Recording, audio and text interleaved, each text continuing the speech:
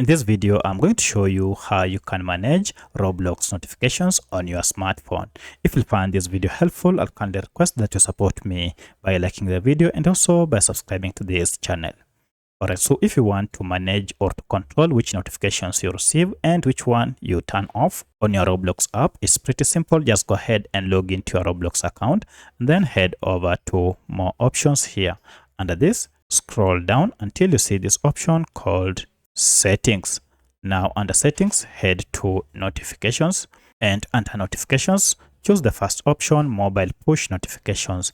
Now if you tap on it, you can see we have a lot of notifications that you can turn on or off. Some of them include experience events notifications, party invitation notifications, and the list is long up to chat message notifications. If you wish to turn off any of this, go ahead and toggle off. And also if you want to turn any on, you can also just do the same.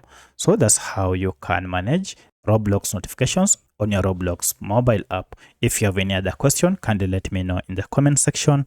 Otherwise, thanks for watching and let's meet in the next video.